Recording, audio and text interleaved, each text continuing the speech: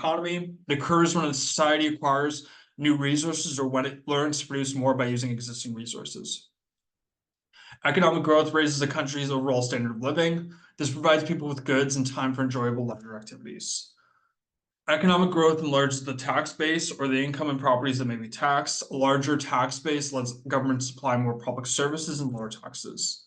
Economic growth creates jobs and economic security for more people. Economic growth can benefit the economies of other countries through increased trade. Successful growing economy can be a role model for developing nations. Economic growth depends on the nature of the factors of production and how well they are used. Factors of economic growth include natural resources, human capital, capital goods, and entrepreneurship. Natural resources are the raw materials that a country has that make life and production of goods possible. Natural resources affect economic development. Nations rich in natural resources will use them to produce revenue. So, how valued a nation's natural resources are determines how much revenue they produce and how much foreign investment they attract. Human capital refers to investments in welfare and training of workers. An increase in human capital enables the economy to produce more of everything that uses human capital. Providing healthcare, family benefits, and more training and education are all investments in human capital. So human capital enables an economy to produce more of everything that uses human capital. So the more skills and education workers have, the better they are able to work with mistakes and learn new jobs as technology changes. So more developed nations often invest more in human capital than less developed nations. Capital goods are goods used to produce things. The ability to invest in capital goods influences a country's economic growth. An increase in capital goods enables the economy to produce more of everything that uses these capital goods. For example, an increase in capital goods can result in more factories, office buildings, tractors, or high-tech medical equipment. Producing more goods for sale in a quicker and more efficient way leads to economic growth and greater profit. Entrepreneurs are creative, original thinkers who are willing to take risks to create new businesses and products. Entrepreneurs think of new ways to combine natural, human, creation of scarce resources. Correct. So I'll edit that here. So correct. Yeah. Excellent. And then which of the following best differentiates microeconomics from macroeconomics?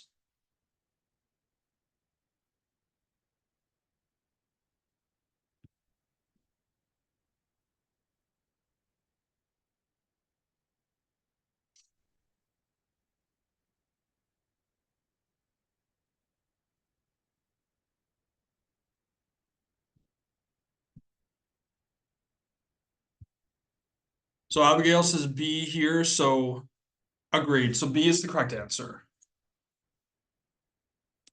So yeah, B is the correct answer here. Microeconomics is for individual markets, while macroeconomics focuses on the economy as a whole. Excellent. So well done, Shane, Abigail. Well done. And then what does the economic way of thinking emphasize? So B is correct. So I believe both of you answered that as well. That's great. How does economics function as a policy tool?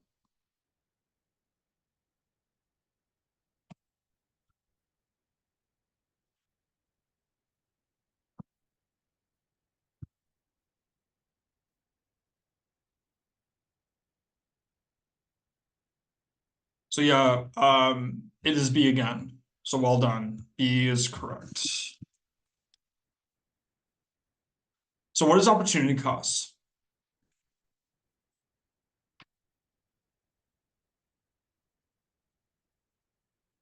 Yes, B correct. Excellent. B is correct again. So what does the productions possibilities frontier or curve illustrate?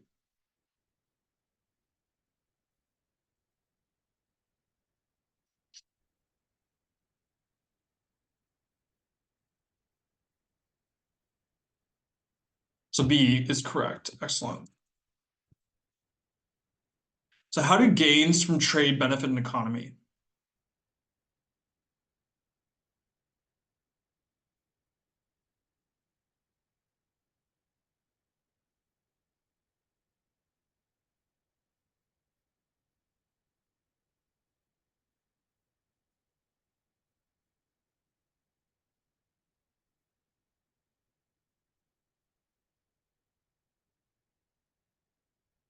Yes, B again, correct. So what is demand in economics?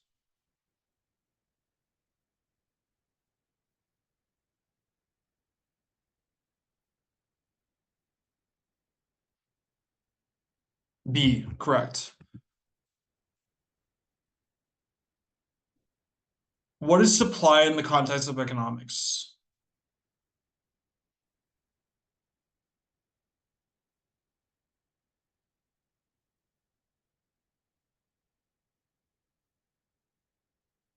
B is correct again. Yes. Excellent. And then what is market equilibrium?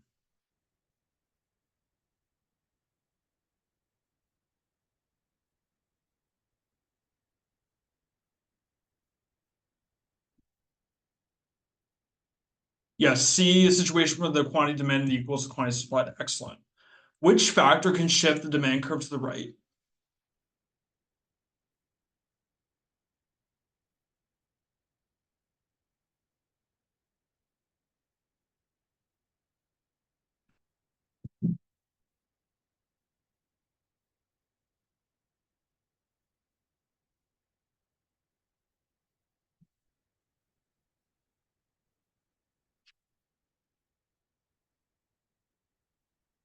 Yes, C. So an increase in the consumer preference for the good. Correct.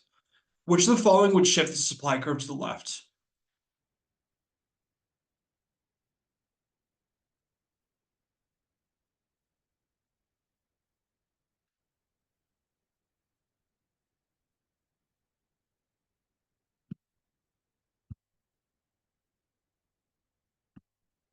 So it would be C, increase in taxes and production, because with an increase in taxes, they can produce less. So a supply shift of left would mean less production, and that would be caused by more taxes. What is aggregate supply?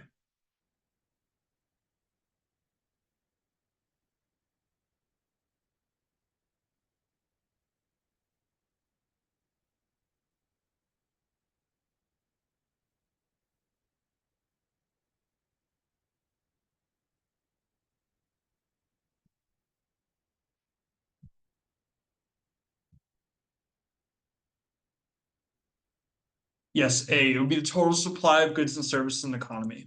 Excellent. What are the determinants of aggregate demand?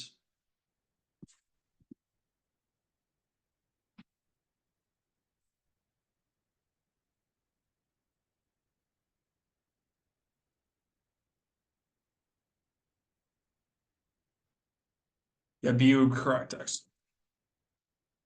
How do changes in market conditions impact aggregate supply and demand?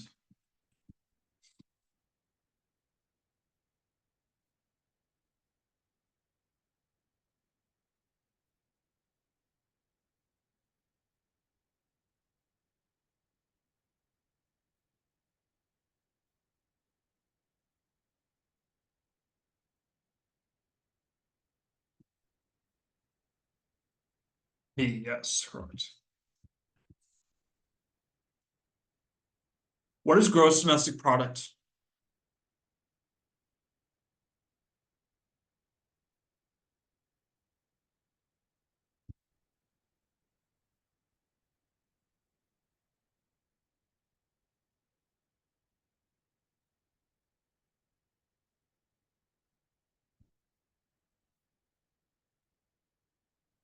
So it would be B. It's total value of all goods and services produced in a country in a specific period. So it's the production.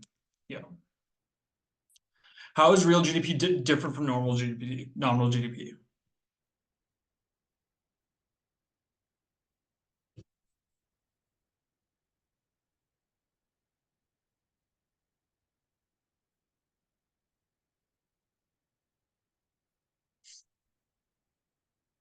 Mhm.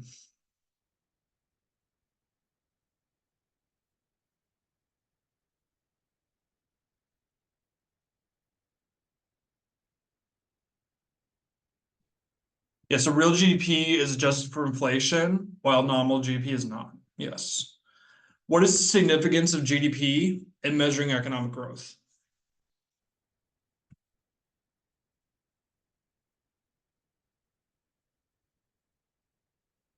Yes, it indicates the overall health and size of the economy. Excellent. Which of the following is a limitation of using GDP as a measure of economic well-being?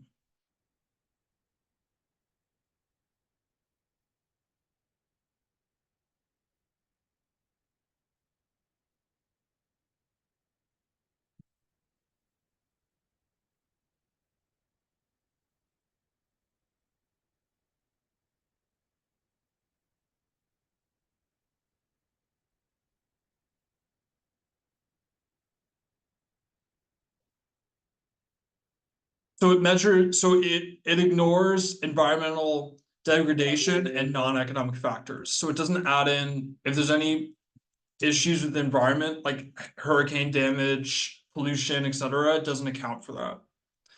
How is Canada's GDP measured?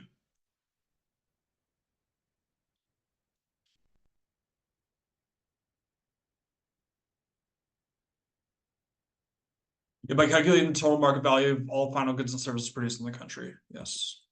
Yes, correct. Which of the following is not a factor influencing fluctuations in GDP?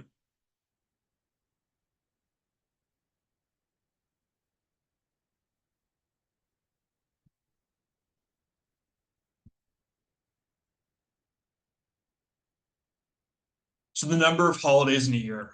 Yeah, that has no effect. Why is understanding economic trends, macroeconomic trends important for policymakers? Yes, it provides insights for making informed decisions in fiscal and monetary policies. What school of thought emphasizes the role of government intervention in stabilizing the economy?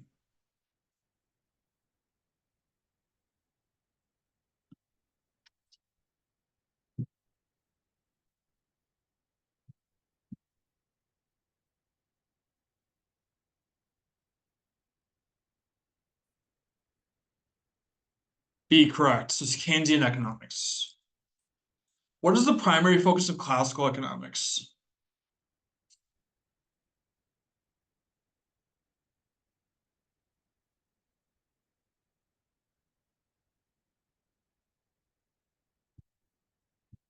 Yes, self-regulating markets and limited government interference. Yes.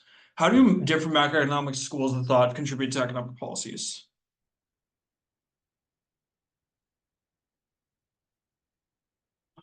Yes. So by offering diverse perspectives on managing economic growth and stability, that's very important. You want to combine all the.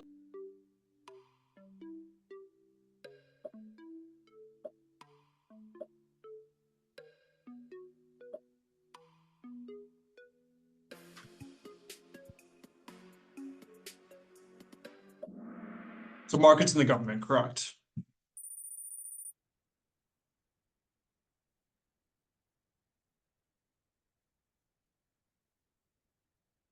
The major difference between real and nominal gross domestic product GDP is that real GDP excludes government transfer payments, excludes imports, is adjusted for price level changes using price index, measures only the value of final goods and services that are consumed.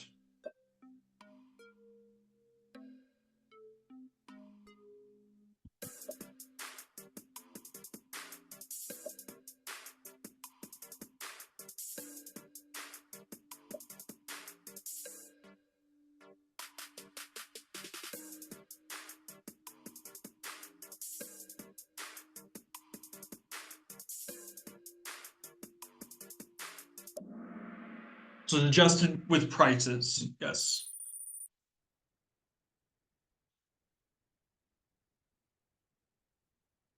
Under which of the following conditions would consumer spending most likely increase? Consumers have large unpaid balances on their credit cards. Consumers' wealth is increased by changes in the stock market. The government encourages consumers to increase their savings. Social security taxes are increased.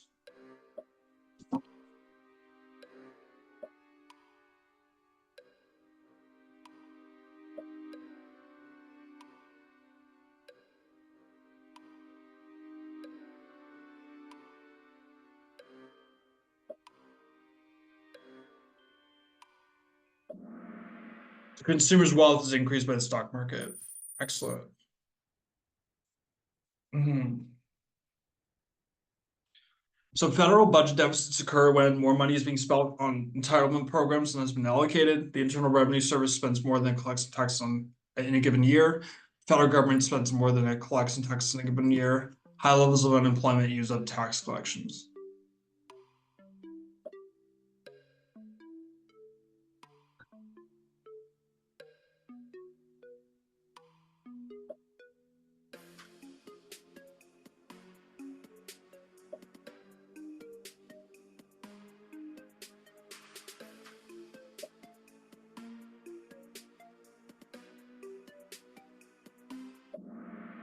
So the federal government spends more than it collects in a given year. Yes.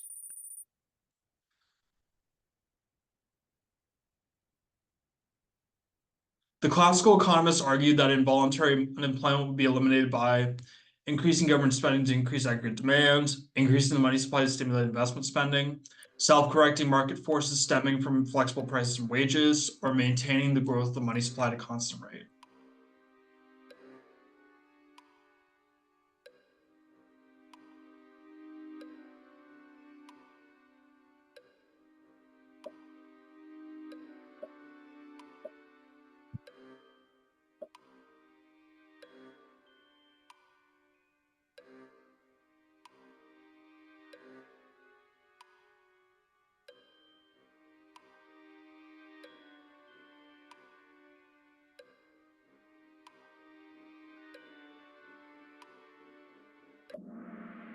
Self-correcting market forces, yes.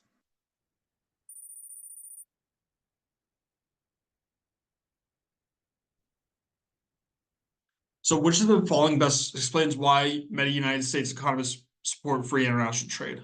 Workers who lose their jobs can collect unemployment compensation. It's more important to reduce world inflation than reduce United States unemployment. Workers are not affected, only businesses suffer. The long run gains the consumer, and some producers exceed the losses of the producers.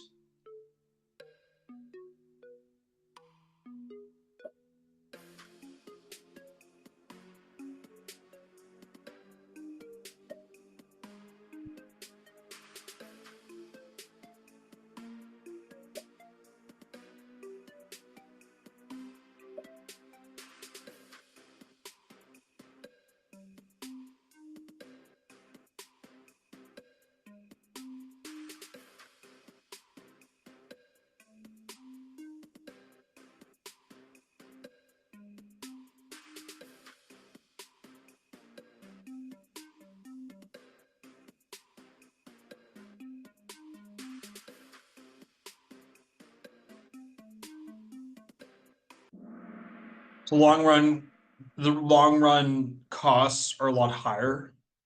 Yeah.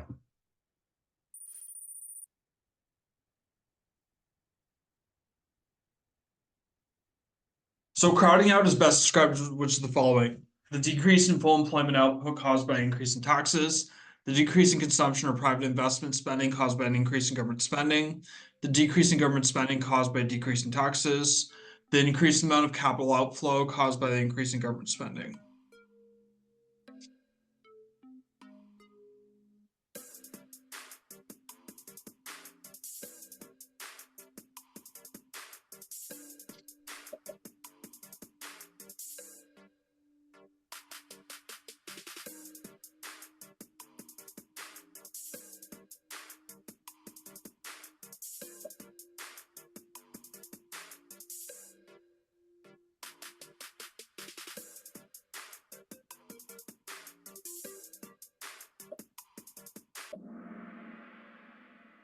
Yeah, B is the correct answer. So the decrease in consumption or private investment spending caused by an increase in government spending. Yes.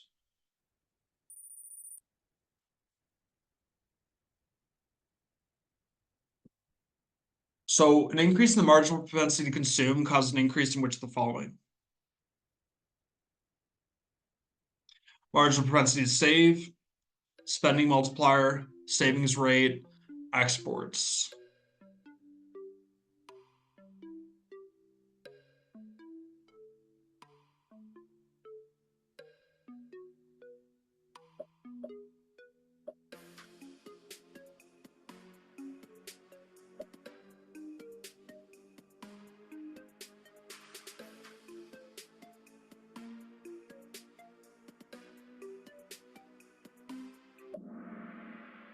So yeah, B is the correct answer. So spending multiplier. Yes.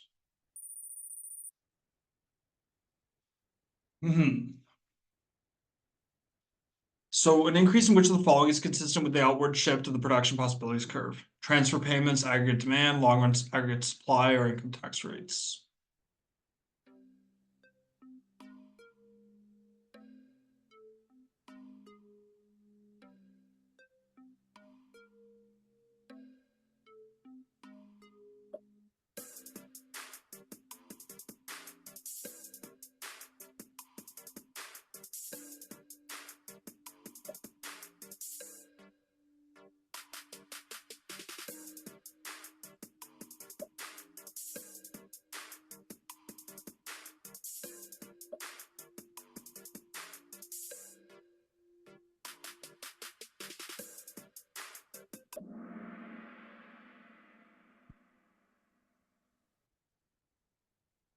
So I would say for that, I would say aggregate demand would be correct. I think so. The answer here I would say the answer would be aggregate demand.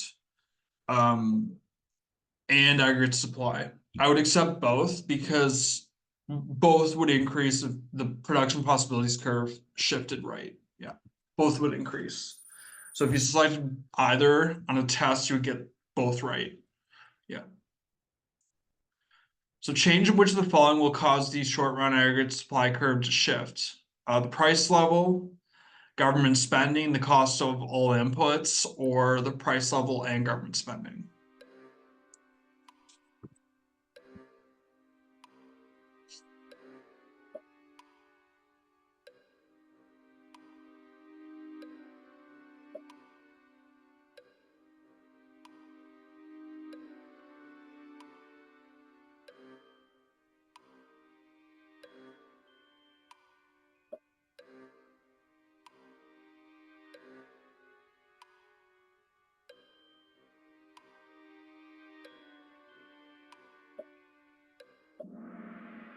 So C is correct. So it would be the cost of all inputs.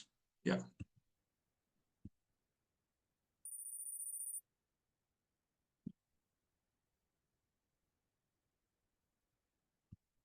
So the aggregate demand curve is downward sloping because as price level increases, the purchasing power of wealth decreases, demand for imports decreases, demand for interest sensitive expenditures increases, or demand for domestically produced substitute goods increases.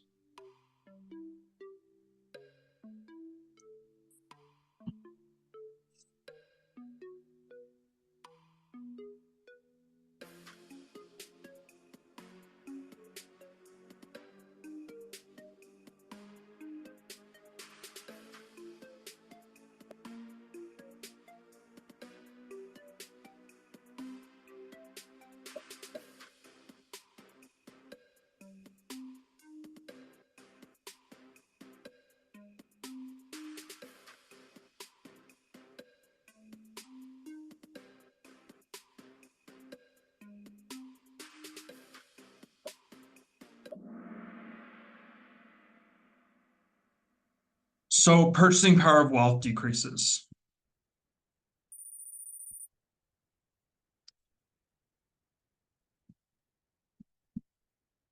So when a central bank sells securities in the open market, which of the following set of events most likely to follow?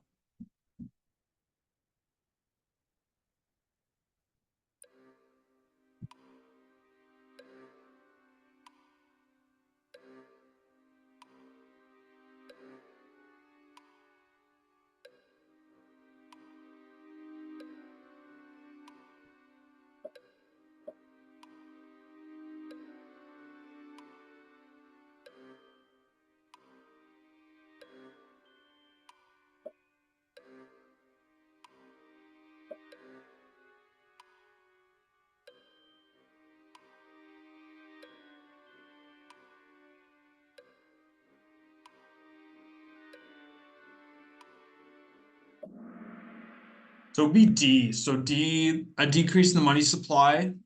So if the central bank sells securities in the open market, that would be a decrease in the money supply, an increase in interest rates, and decrease in aggregate demand. So selling securities means a decrease in the money supply. And that would increase interest rates and decrease aggregate demand. So yeah, here selling securities, decrease in money supply,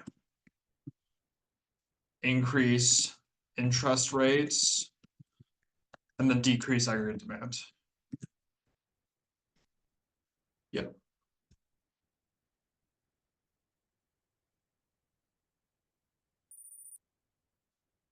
So next one,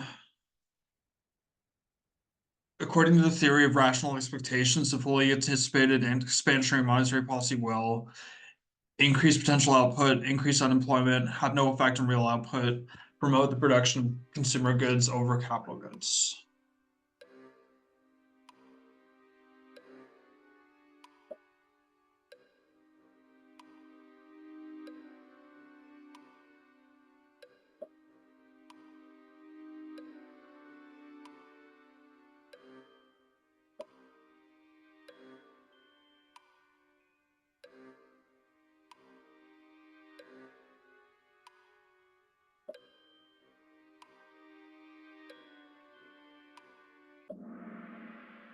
So it'd be C. So it would have no impact on real output because it's fully expected. If everyone expects it fully and there's no surprise, everyone's already adjusted. So there would be no there'd be no impact.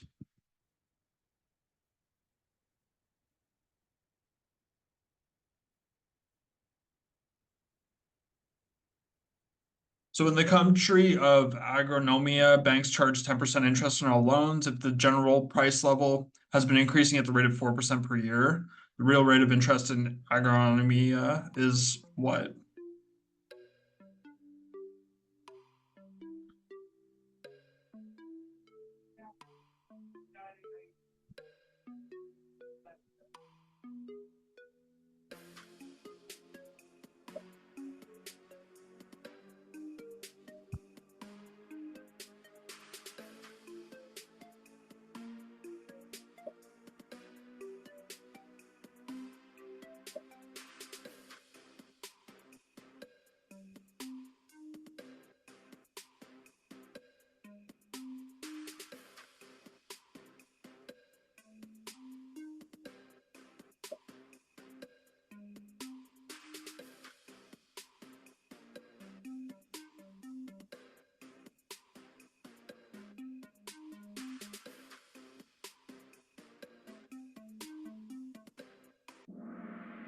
So C is the correct answer. So it's 6%. So to do this, you take the interest rate of 10% subtracted by the general price level increase of 4%. So it'd be 10% minus 4%, you get 6%. That's how you get the real rate of interest. You take the current interest rate minus inflation.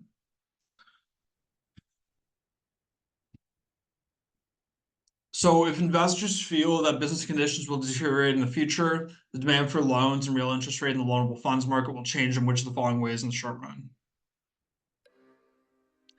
Increase demand for loans, increase real interest rate, or increase demand for loans, decrease real interest rate, or decrease demand for loans, increase real interest rate, or decrease demand for loans and decrease real interest rate.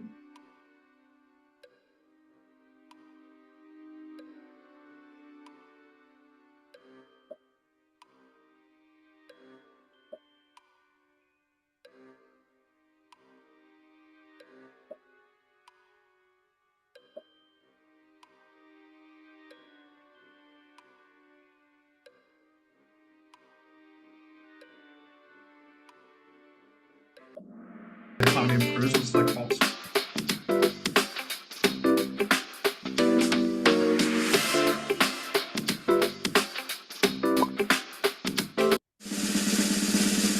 So it's called cyclical unemployment.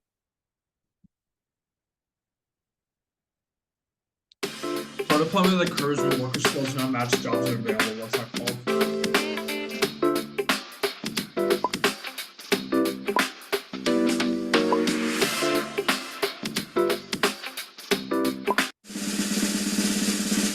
Structural unemployment, yes.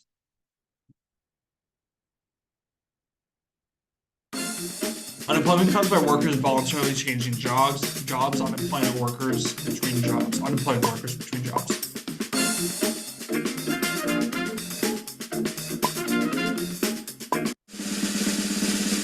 It's called frictional unemployment. So unemployment caused by seasonal changes in demand for certain kinds of labor.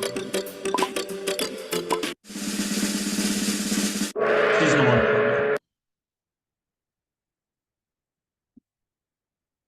So men and women 16 years old and over who are either working or actively looking for a job. What's that called?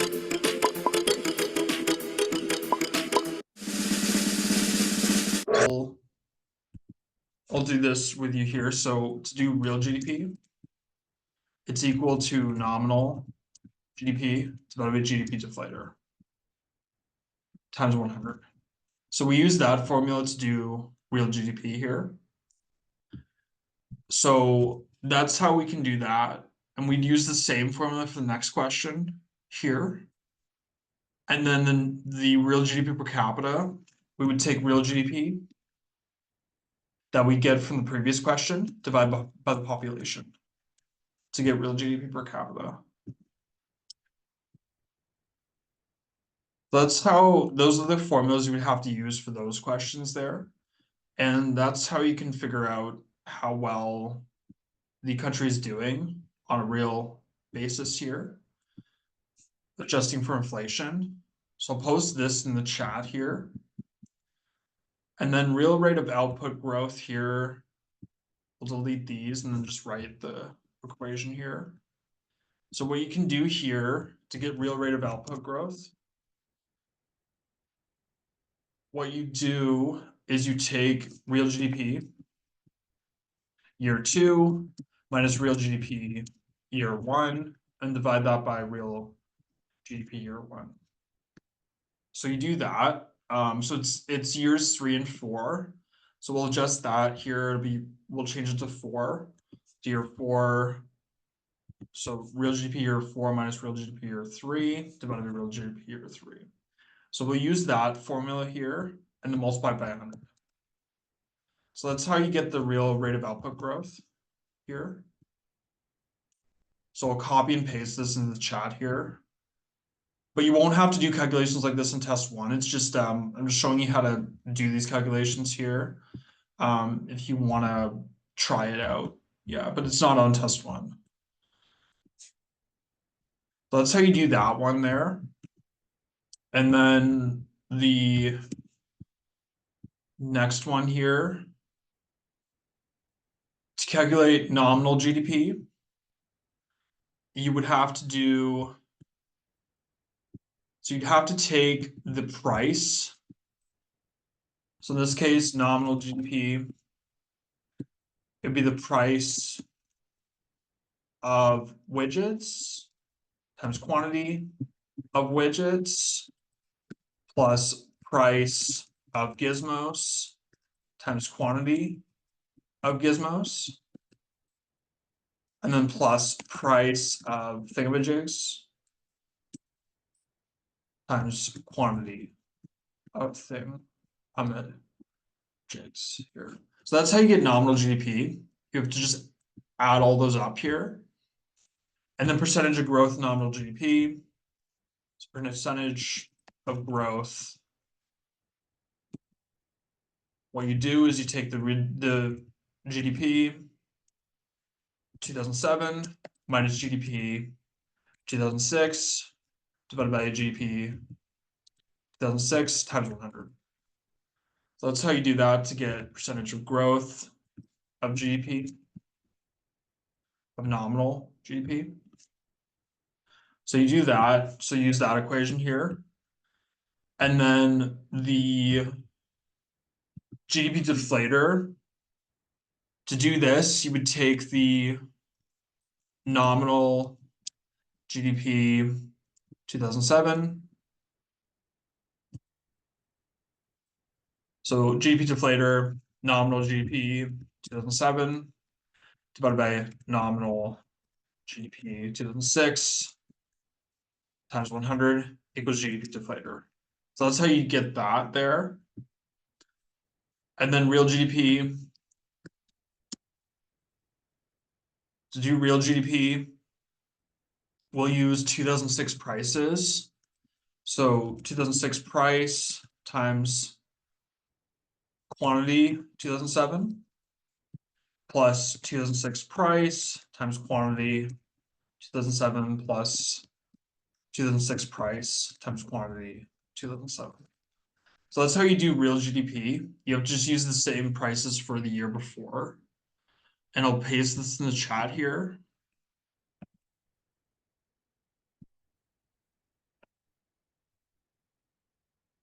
Let's clear this here. So clear the drawings here. And then, yeah, real rate of output growth. You take real GDP. So real GDP 2007 minus real GDP 2006 divided by real GDP 2006 times 100. And that's the real rate of output growth. So that's how you get that for 11 here. And then real GDP is adjusted for changes in prices and increases whenever aggregate output increases. Then the best measure for comparing a country's aggregate output over time is real GDP. I would say, yeah, so real GDP for aggregate, yes. And then for 14, what is the value of real GDP each year here? We'd have to use year one prices. So for year one, real GDP, how you calculate that is year one price of apples times year one quantity of apples plus year one price of oranges times year one quantity of oranges. So you do that. And then for year two, real GDP, use the same prices as year one price of apples times year two quantity of apples plus year one price of oranges times year two quantity of oranges. So that's how you do that. You have to use the same price. And then GDP deflator, year two, you take the nominal GDP year two divided by nominal GDP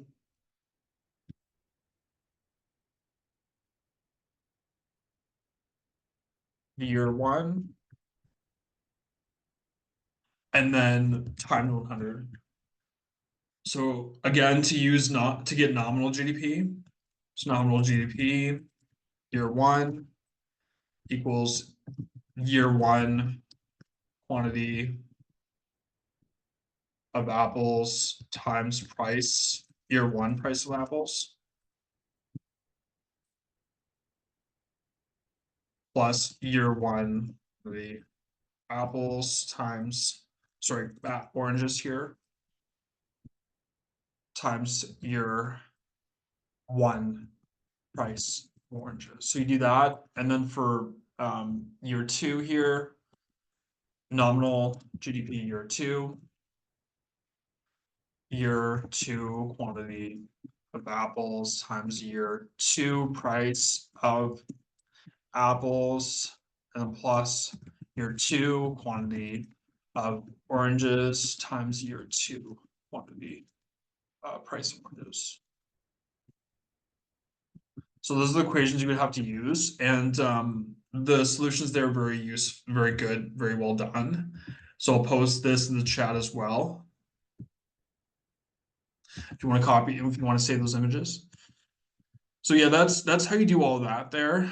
And like I said, you won't be tested on this for test one. It's just useful to know.